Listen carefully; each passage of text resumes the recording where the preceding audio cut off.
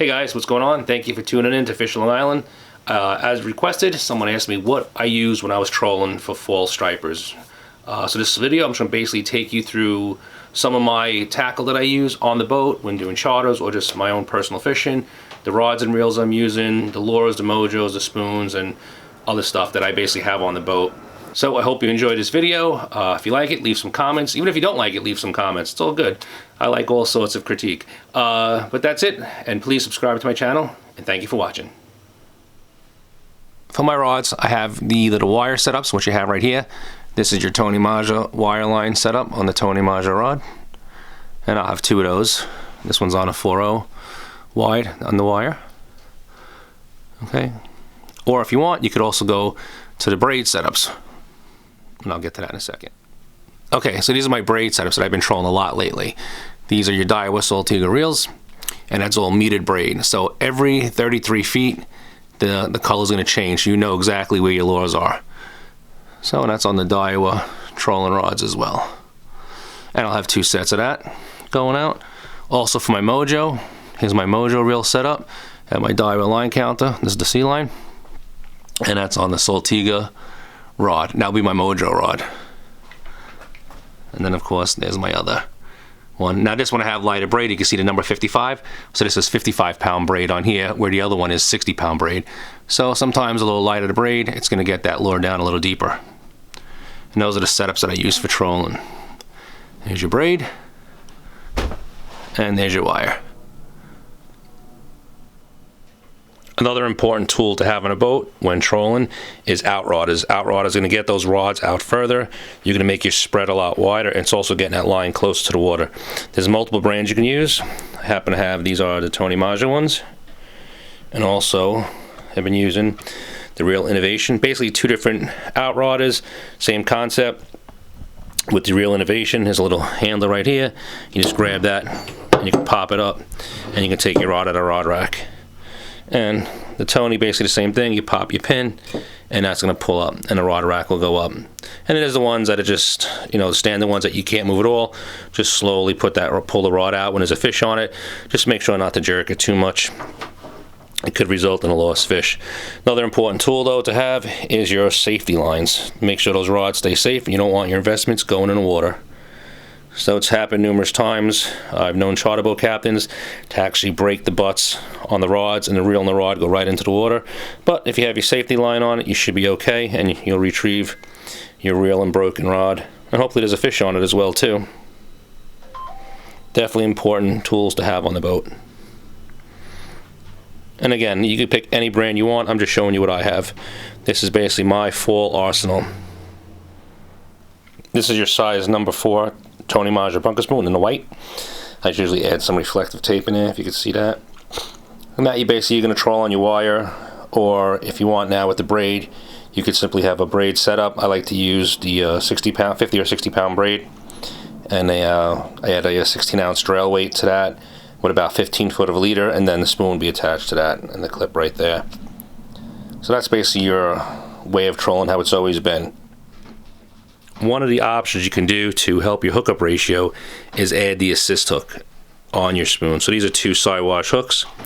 So when you get your Mojo spoon, it typically comes with your 1 hook right there, your single side-wash. But Tony also sells a kit, or you could also add it your own if you had to. I sometimes put trebles. This happens to be another single side-wash hook. And that's going to help your hookup ratio on there, on your spoon. One of the things to keep in mind when trolling your spoon, if you're reading the fish at, let's say, 20 feet of water, don't dump out 300 or 400 feet of wire, because now you're below that fish. You basically want to set these spoons where you're reading the fish. If you're just doing blind trolling, yeah, get it close to the bottom. But if you're marking the fish, try to keep that spoon just above where those fish are. So if you're marking those fish in 25 feet of water, put out, 200 feet of wire. Maybe a little more, 225 to get the lures right where those fish are. Another way of trolling in the fall is we like to troll the single 24-ounce Mojos. This is your chartreuse green Mojo right there. That's with the skirt. This is basically what they look like without the skirt. And you would just, thread the Mojo, the rubber shad, right onto that hook. We could do, sometimes you can wet the hook a little bit. It'll slide in a little easier to the rubber shad while putting it on. You also want to keep everything pretty streamlined too. This one's right out of the package. You can still see the marks on it. These are very simple to use. You're going to use a braided reel. We have this one right here I like to use a lot. You can see that one, it's my Daiwa. It's got the simple line counter on there. It's got 60-pound braid. There's absolutely no wire at all trolling this. And then you can work that from there. And the braid works perfect for the Mojo trolling. So the weight of the Mojo is going to get you down. Again, like I used to like to use the single 24s. That's my favorite, go-to Mojo. Single 24-ounce Mojo. Always have 2 of those, and then also 2 spoons on the outrodders as well. Another way to troll the Mojos is using a tandem rig. I like to use a tandem ring when I'm in a little shallower water.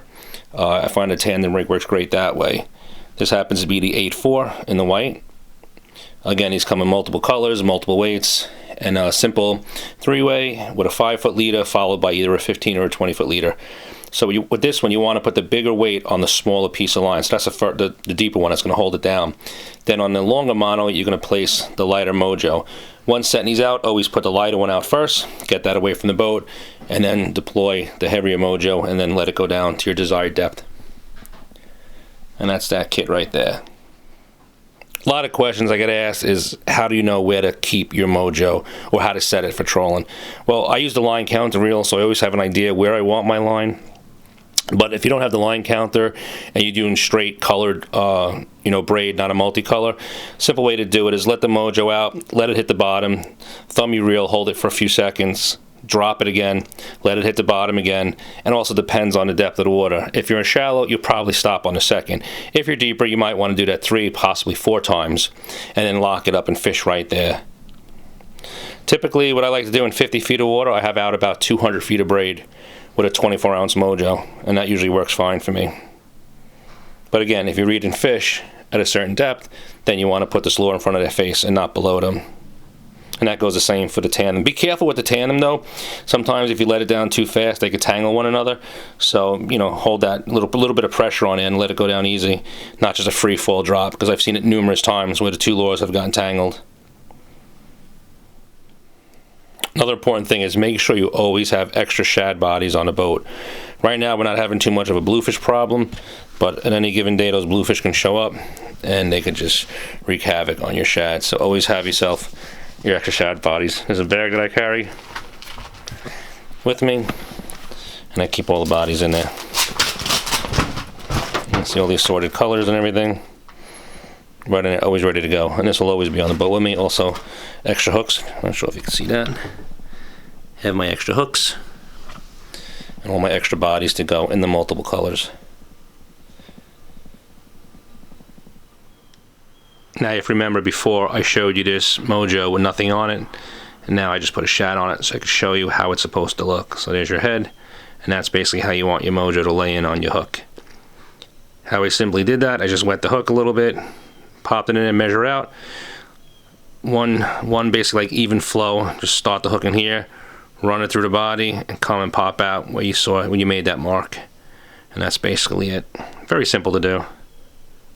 Easy fix. If you get bit off, do it on the boat. It's not a problem at all. But that's basically how you want it to look like. Very streamlined, not twisted. Everything's nice, easy, even flow.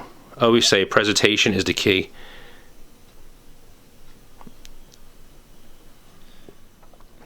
Another lure I started using last year and was very successful with it is the Castable Mojo.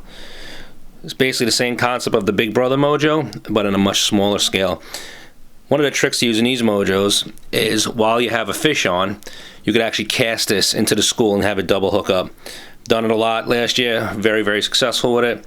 Anytime you see those bass boiling under the boat, just whip that Mojo out and you can easily have a double hook up. A little tough to do if you don't have the right crew, but if you have the right crew, very simple thing to do. Take the Mojo, cast it out while your partner's reeling up on the trolling Mojo. Just don't get the lines tangled, because that would suck. Again, simple spinning rod with braid, and that will get the job done. These are your 3-ounce ones. So you got multiple colors. And those are your Castable Mojos. Great, great lure to have on a boat. A lot of times when you're pulling up a bass, whether it be on the spoon or on the Mojo, you'll see a follower. You whip this right behind it, and you're going to hook up. For the Castable Mojos, a simple spinning rod's going to be fine. This just happens to be a BG 4500 by Daiwa, and I have it matched on a Daiwa stick. And this is a 7-footer, a little stout. These lures, 3 to 4 ounce lures, but that's all you really need. Very, very simple, not too expensive setup. I don't know if you can see the rod readings right there. And that's for a half to 1.5 ounce line. I'm sorry, lure, and the line is 10 to 20. Those readings also you don't have to worry about. You could always go heavier than what those readings say for casting. So this right here is another spoon I'm going to be trying out this year. This is the, I believe it's the Secret Spoon. Okay, you can see that. Now this spoon has tremendous amount of weight on it, so we're going to be doing this with braid only. We're not going to be using wire for this spoon. And hopefully this will be a little change in the way we do things. Instead of adding a weight 15 to 20 feet above the lure, we're going to go straight to the braid with this spoon and see how many feet we can get down and test it out. So I'll probably have that out this week and try it out. Tommy made this this spoon for me. So this is basically the Secret Spoon. You can see the amount of weight on it. So we're going to be trying that out too. Again, we're going to be using this lure, no wire, straight braid, and see how it works out.